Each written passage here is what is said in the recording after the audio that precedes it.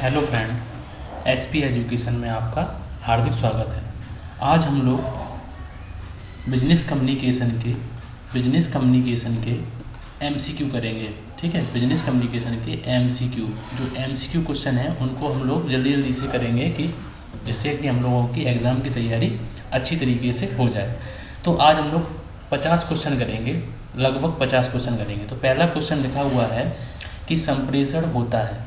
तो संप्रेषण होता है, पहला है वैज्ञानिक होता है, दूसरा है सार्वभौमिक होता है, फिर तीसरा नंबर है कलात्मक होता है और चौथा नंबर है ये सभी। तो इसका जो राइट आंसर है वो है सार्वभौमिक। मतलब कि सभी में अगर ये सार्वभौमिक आ जाता है तो मतलब वो वैज्ञानिक भी होता है, वो कलात्मक भी होता है, वो मतलब कि बहुत सारे सार्वभौमिक में सभी प्रकार के आ जाते हैं। ठीक है, तो इसका जो राइट आंसर है वो है सार्वभौमिक। नेक्स्ट क्वेश्चन लिखा हुआ है संप्रेषण के प्रकटीकरण के लिए किसका प्रयोग किया जाता है। संप्रेषण के प्रकटीकरण के लिए किसका प्रयोग किया जाता है। तो लेखों का, लेखा मतलब कि डाटा का, चिन्हों का यूज भी करते हैं, शब्दों का भी यूज करते हैं। तो इसका जो आंसर है 46 नंबर का आंसर है डी ऑप्शन, ये सभी इसका सही आंसर है। नेक्स्ट क्वेश्चन 47 नंबर क्वेश्चन लिखा हुआ है कि संप्रेषण किसे सीखने व प्रेरित करने के अवसर देता है। तो संप्रेषण जो है वो किसे सीखने के लिए, तो आप याद रखिए हमेशा वो संस्कृति को सीखने के लिए हमें अवसर देता है। ठीक है, क्योंकि हम अगर बोलेंगे चालेंगे संस्कृति में, मतलब कि हम लोग अपने संस्कृति को आगे ले जाएंगे। ठीक है, उसके बाद संप्रेषण ही के द्वारा हम लोग अपनी संस्कृति को आगे ले जा सकते हैं दूसरों को बताकर। ठीक है, उसके बाद लिखा हुआ है संप्रेषण में किसका संचार एवं बोधशीलता होती है। तो संप्रेषण में किसका संचार होता है और बोधशीलता होती है। तो याद रखिए ना, मुद्राओं का होता है इसमें। संप्रेषण में किसका संचार एवं बोधशीलता होती है। तो याद रखिए कि संप्रेषण में ना तो मुद्राओं की होती है ना आपसी व्यवहार की। सबसे पहले जो अच्छा ऑप्शन है वो है 48 का डी ऑप्शन, सूचनाओं की इसमें होती है, संचार की बोधशीलता होती है। तो 48 का डी ऑप्शन इसका सही आंसर है। ठीक है, उसके बाद नेक्स्ट क्वेश्चन लिखा हुआ है, क्वेश्चन जल्दी जल्दी कर रहे हैं क्योंकि हम लोगों को 50 क्वेश्चन करनी है। संदेश को भेजने, ठीक है, संदेश को भेजने के लिए निम्नलिखित में से किसका चुनाव करना पड़ता है। तो संदेश को भेजने के लिए हमें साधन, जो मतलब कि जिससे हम लोग भेजते हैं संदेश, फ़ोन से, लिखित द्वारा मतलब बाई पोस्ट, या फिर तो हम लोग मीडियम का इसमें यूज़ करते हैं। तो इसका जो 49 का आंसर है वो है ए ऑप्शन, साधन का, मीडियम का यूज़ करते हैं। उसके बाद 50 नंबर क्वेश्चन लिखा हुआ है संप्रेषण में कम से कम कितने व्यक्ति होते हैं। ठीक है, होना आवश्यक है। तो संप्रेषण में 2 व्यक्तियों का तो होना आवश्यक है। अब एक बात और याद रखिए कि अगर एक आदमी शीशे से स्वयं बातें करता है तो वो एकल मार्गी संप्रेषण है। शीशे से स्वयं बातें करता है तो एकल मार्गी संप्रेषण है। और अगर हम लोग रिपोर्ट मतलब कि न्यूज़ देखते हैं तो न्यूज़ चैनलों के लिए क्या है, न्यूज़ चैनलों के लिए कोई हम लोगों का सामने तो उनके दिखता नहीं है, जो भी ऑडियंस है वो उन्हें बाई टीवी पे देखती है। तो ये भी एक एकल मार्गी संप्रेषण में आएगा। आगे जब हम लोग इसके एमसीक्यू करेंगे तो अच्छी तरीके से समझ में आ जाएगा। 50 नंबर ऑप्शन का, जो 50 नंबर क्वेश्चन का आंसर है वो है ए ऑप्शन। इसमें 2 या 2 से अधिक, 2 तो मतलब कि व्यक्ति होना आवश्यक होता है। 51 नंबर लिखा हुआ है, 51 नंबर में लिखा है कि संप्रेषण के कार्यों को किस दृष्टिकोण में बांटा जा सकता है। मतलब कि संप्रेषण के कार्यों को लिए तो हम लोग व्यवसाय के लिए भी संप्रेषण का यूज करते हैं, कर्मचारियों के कार्यों के लिए भी करते हैं, सामान्य कार्य के भी लिए भी करते हैं। तो ये सभी इसका जो है वो सही आंसर है। उसके बाद 52 नंबर क्वेश्चन लिखा हुआ है कि संप्रेषण माध्यम को तभी प्रभावशाली बनाया जा सकता है जब वह स्पष्ट हो, ये भी बात सही है, संक्षिप्त हो, मतलब कि ये भी बात सही है, परिपूर्ण हो। तो इन तीनों का चीज़ें जो हमें इस ऑप्शन में मिल जाएगी वो है उपरोक्त सभी। संप्रेषण में इन सब चीज़ों का समावेश होना चाहिए। उसके बाद नेक्स्ट क्वेश्चन लिखा हुआ है 53 नंबर कि प्रभावशाली संप्रेषण का पथ प्रदर्शक सिद्धांत कौन सा है।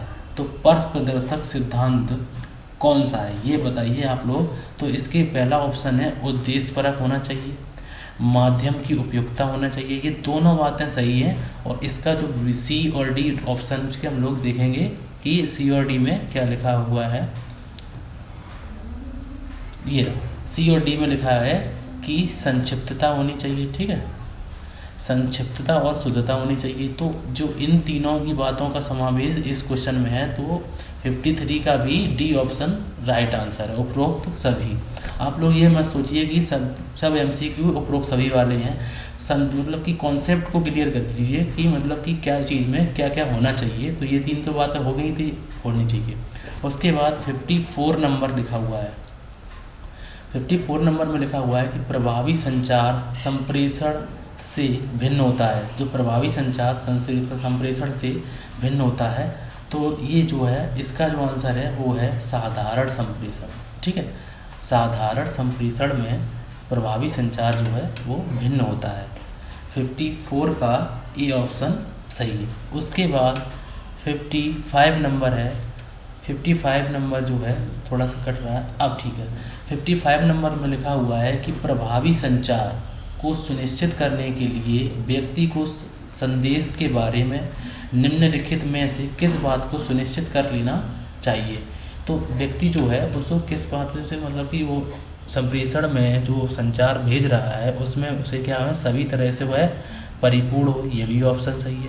त्रुटियों से रहे तो मतलब कि उसमें कोई त्रुटि ना हो और स्पष्ट हो। तो इन तीनों का जो आंसर है, 55 नंबर का आंसर है उपरोक्त सभी।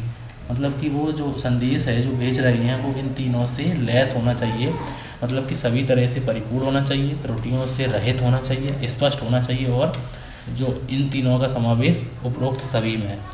उसके बाद 56 नंबर क्वेश्चन लिखा हुआ है कि प्रभावी संप्रेषण के बारे में निम्नलिखित में से कौन सा कथन सत्य है, ठीक है। तो पहला है संप्रेषण के 6 सहायक होते हैं, ये भी बात आप लोग सही, मतलब ऑप्शन से भी आप लोगों की तैयारी अच्छी हो जाएगी कि संप्रेषण में कितने सहायक होते हैं, 6। संप्रेषण के 4 एस होते हैं और 7 सी होते हैं। ये बात आप लोग अच्छी तरीके से लिख लीजिए कहीं पे कि इसका जो राइट आंसर है 56 नंबर का वो है उपरोक्त सभी। अब नेक्स्ट क्वेश्चन लिखा हुआ है 57 नंबर में लिखा हुआ है सभी प्रबंधकीय कार्यों की सफल संप्रेषण पर निर्भर करती है। ये बात किसने कही है? ये बात कही है थियो हेमन ने, ठीक है। ये परिभाषाएं हैं, ये आप लोगों को बस देख लेनी है और आगे का बस कुछ नहीं करना है कि ये परिभाषा मोस्ट है, अच्छी लग रही है।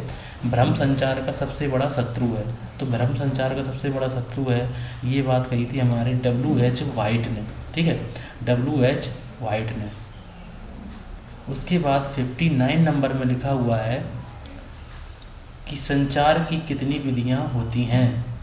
संचार की कितनी विधियां होती हैं? तो संचार की जो हैं वो 2 विधियां होती हैं, ठीक है। उसके बाद 60 नंबर लिखा हुआ है सूचना स्रोत संप्रेषण प्रक्रिया का बिंदु है। तो सूचना स्रोत जो है वो कौन सा बिंदु है? वो प्रारंभिक बिंदु है, ठीक है, वो प्रारंभिक बिंदु है। सूचना स्रोत संप्रेषण प्रक्रिया का कौन सा बिंदु है? प्रारंभिक बिंदु है, ठीक है। क्वेश्चन नंबर 60 में लिखा हुआ है कि व्यवसाय के लिए संप्रेषण महत्व है। व्यवसाय के लिए संप्रेषण का महत्व है। तो व्यवसाय की प्रभावी कार्यप्रणाली, नियंत्रण, प्रबंधकीय कार्यों का आधार, और लास्ट ऑप्शन में लिखा हुआ है ये सभी। तो ये सभी इसका सही आंसर है। उसके बाद लिखा हुआ है कि भाषा का क्या उद्देश्य है। भाषा का उद्देश्य जो पहला लिखा है संप्रेषण करना, लिखना सीखना, भाषण करना, बातचीत करना। तो इसका जो राइट आंसर है वो है भाषा का प्रथम उद्देश्य हमारा संप्रेषण करना। उसके बाद नेक्स्ट क्वेश्चन लिखा हुआ है कि मार्टिन के स्तर ने संप्रेषण की शाखा में शामिल किया है। तो संप्रेषण की शाखा में उन्होंने गणित को, मनोविज्ञान को और भाषा को, तीनों को शामिल किया है। तो ये सभी इसका राइट आंसर है। उसके बाद 64 नंबर में लिखा हुआ है संचार संगठन को दृढ़ बना सकता है अथवा विनाश कर सकता है। तो संचार जो है वो संगठन को दृढ़ बना सकता है या फिर उसका विनाश कर सकता है, ये बात कही थी चार्ल्स ई रेडफील्ड ने। ठीक है, चार्ल्स ई रेडफील्ड ने। उसके बाद नेक्स्ट क्वेश्चन लिखा हुआ है संप्रेषण है, संप्रेषण कैसा है, विज्ञान और कला दोनों। ठीक है, विज्ञान और कला दोनों है। ठीक है, इसका जो राइट आंसर है वो है विज्ञान और कला दोनों। उसके बाद 66 नंबर लिखा हुआ है कि प्रतिपुष्टि युक्त संप्रेषण का गुण है। तो प्रतिपुष्टि युक्त संप्रेषण का गुण है अधिक अंतरक्रियात्मक, ये भी बात सही है, अंतर्व्यक्तित्व, ये भी बात सही है, और बेहतर समझ, ये भी बात सही है। तो इन तीनों का समावेश जो है वो उपरोक्त सभी में है कि प्रतिपुष्टि युक्त संप्रेषण का गुण जो है वो तीनों है। ठीक है, उसके बाद टीवी सेट, ये क्वेश्चन आ गया, टीवी सेट या रेडियो पर समाचार पाठक द्वारा समाचार पढ़कर सुनना। ठीक है, सुनाना किसका उदाहरण है।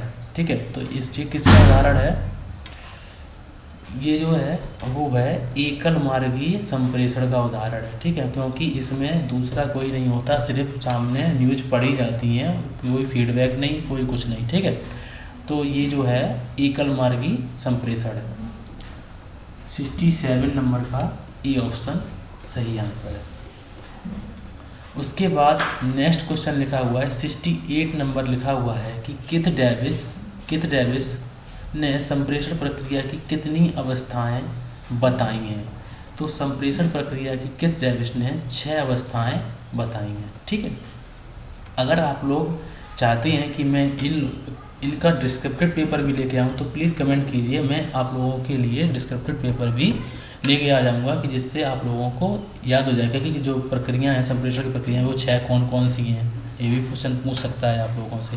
अभी फ़िलहाल मैंने MCQ बेस्ड लिए हैं, आगे हम लोग और भी इसके क्वेश्चन करेंगे। ठीक है, तो अब नेक्स्ट क्वेश्चन में लिखा हुआ है 69 नंबर में लिखा हुआ है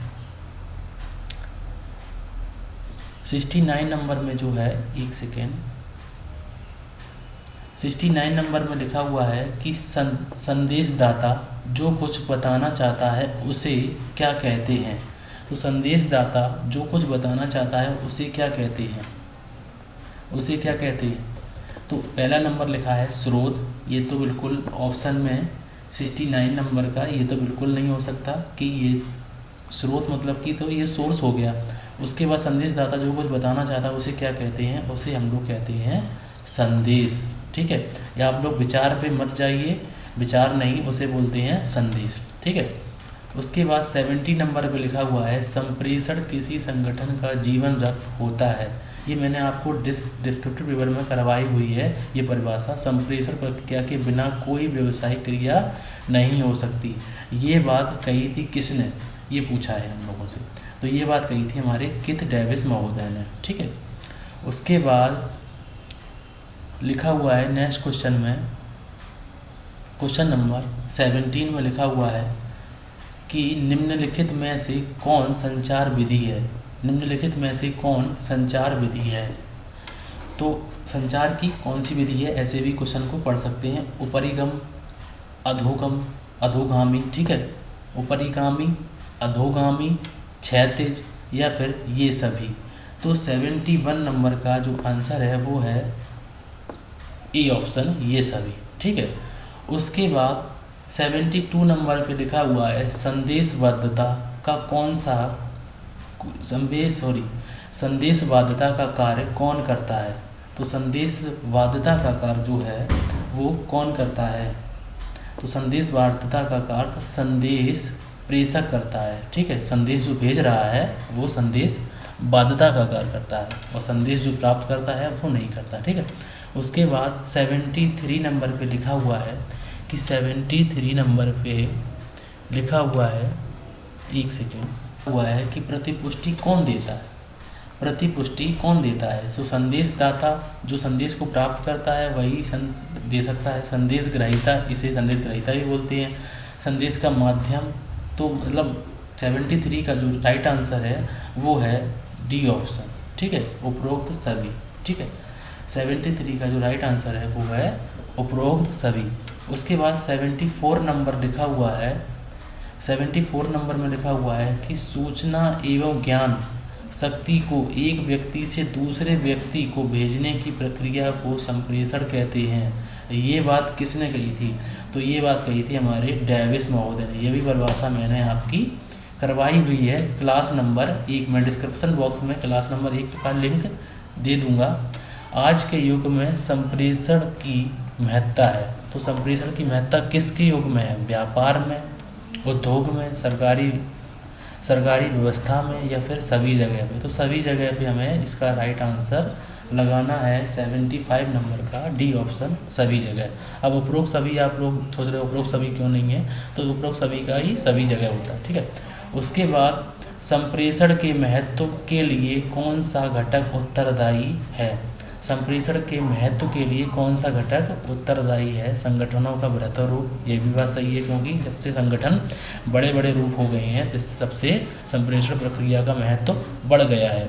व्यक्तिगत संबंधों का होना, ये भी बात सही है।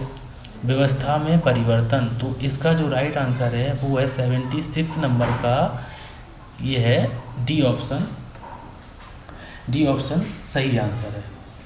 उसके बाद 77 नंबर में लिखा हुआ है संप्रेषण एक व्यक्ति द्वारा दूसरे व्यक्ति को किसी सूचना या विश्वास का हस्तांतरण है। तो ये बात जो है वो किसने कही थी? तो ये बात हमारी कही थी डेल एच क्रेंच ने, ठीक है। परिभाषाएं आप लोगों को जितनी हो जाए उतनी देख लेना, बस देखना है, याद नहीं करना है। ऑप्शन में बस हो गया, बस इसको यहीं पे देख लिया बस। आप लोग और भी क्वेश्चन को देखिए, परिभाषाएं को ज़्यादा ना ही देखिए, ठीक है। नेक्स्ट क्वेश्चन में लिखा हुआ है कि उच्च स्तरीय, ठीक है, उच्च स्तरीय प्रबंध होता है, एक होता है मध्य स्तरीय प्रबंध और फिर होता है श्रमवर्गीय। तो एक तरीके से देख लिए कि एक अधिकारी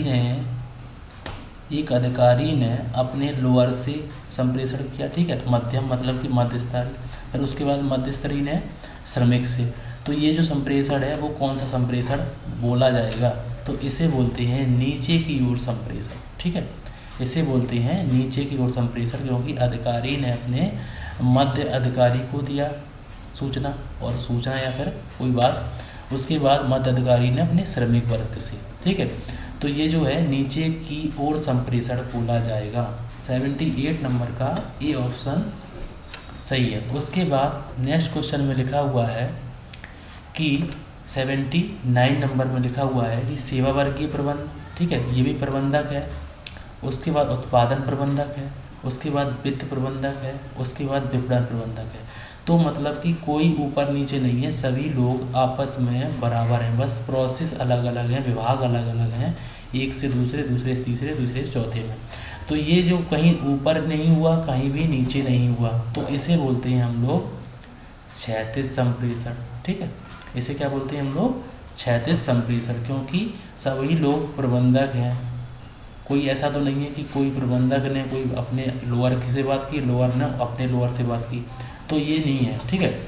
तो इसको क्योंकि सभी लोग प्रबंधक हैं तो अपनी रेपुटेशन सभी लोगों के पास है, क्योंकि सभी लोग डायरेक्टर हैं, ठीक है। उसके बाद 80 नंबर क्वेश्चन में लिखा हुआ है कि प्रवाह के आधार पर संप्रेषण हो सकता है। प्रवाह के आधार पर जो है वो संप्रेषण हो सकता है। तो नीचे की ओर संप्रेषण हो सकता है, ऊपर की ओर संप्रेषण हो सकता है, क्षैतिज संप्रेषण होता है। क्षैतिज संप्रेषण को समतल संप्रेषण भी बोलते हैं। आप लोग ये मोस्ट कुछ क्वेश्चन ये बातें लिख लीजिए कहीं पे कि ये बात क्षैतिज संप्रेषण को समतल संप्रेषण भी बोलते हैं। उसके बाद लिखा हुआ है इसका जो राइट आंसर है वो बता दीजिए कि इसका जो राइट आंसर है वो है इनमें सभी में इसका हो सकता है, प्रभाव के आधार पर संप्रेषण हो सकता है इन सभी में, ठीक है। उसके बाद 81 नंबर में लिखा हुआ है, 81 क्वेश्चन है, संप्रेषण को वर्गीकृत किया जा सकता है संगठनात्मक आधार पर, एक सेकेंड, संगठनात्मक आधार पर, अभिव्यक्ति के आधार पर, दिशा या प्रवाह के आधार पर। तो इसका जो राइट आंसर है वो है उपरोक्त सभी, ठीक है, उपरोक्त सभी मतलब डी ऑप्शन सही है। उसके बाद नेक्स्ट क्वेश्चन लिखा हुआ है कि नीचे की ओर संप्रेषण हो सकता है। नीचे की ओर जो संप्रेषण हो रहा है वो कैसा हो सकता है? लिखित भी हो सकता है, ठीक है, मौखिक भी हो सकता है। लिखित और भाषिक मतलब समझ गए आप लोग, मौखिक। तो लिखित और भाषिक दोनों हो सकता है। उसके बाद 83 नंबर में लिखा हुआ है व्यावसायिक संप्रेषण के कितने रूप होते हैं? व्यावसायिक संप्रेषण के 2 रूप होते हैं, ठीक है। व्यावसायिक संप्रेषण के 2 रूप होते हैं। उसके बाद लिखा हुआ है कि अधोमुखी संप्रेषण एवं ऊपरमुखी संप्रेषण हो सकता है। तो अधोमुखी संप्रेषण और ऊपरमुखी संप्रेषण लिखित और मौखिक दोनों हो सकते हैं, ठीक है, लिखित और मौखिक दोनों हो सकते हैं। 84 नंबर का जो राइट आंसर है वो है सी ऑप्शन। उसके बाद 85 नंबर में लिखा हुआ है 85 नंबर में लिखा हुआ है कि आरोही संप्रेषण की विधि है। आरोही संप्रेषण की विधि है प्रतिवेदन देना, ये भी सही है। उसके बाद शिकायत एवं सुझाव बॉक्सेज, सामाजिक सभा, ये उपरोक्त सभी। तो जो आरोही संप्रेषण की विधि है वो ये तीनों विधि हैं। 85 नंबर का डी ऑप्शन। उसके बाद जॉब पत्र, ठीक है, जॉब पत्र, परिपत्र आदि आते हैं। तो जॉब पत्र, परिपत्र आदि आते हैं तो वो कौन से संप्रेषण से आते हैं? जॉब पत्र और परिपत्र तो वो आते हैं हमारे अधोगामी संप्रेषण से, ठीक है, अधोगामी संप्रेषण से। उसके बाद नीचे लिखा हुआ है नीचे की ओर संप्रेषण का माध्यम है। नीचे की ओर संप्रेषण का माध्यम है कौन कौन सा है? नीतिगत विवरण पत्र, ये भी सही है। इलेक्ट्रॉनिक समाचार प्रदर्शन, ये भी सही है। भाषण, तो नीचे की ओर संप्रेषण के ये सभी माध्यम हैं। उसके बाद भाव, सुझाव व अनुरोध, भाव, सुझाव व अनुरोध हैं तो कैसे हैं? ऊपर की ओर संप्रेषण है, नीचे की ओर संप्रेषण है, या फिर तो ये जो है भाव, सुझाव और अनुरोध जो है, अनुरोध हम लोग ऊपर ही से करेंगे तो ये है ऊपर की ओर संप्रेषण। उसके बाद आदेश और निर्देश, ये नीचे की ओर संप्रेषण है क्योंकि आदेश हम लोग नीचे की ओर देते हैं।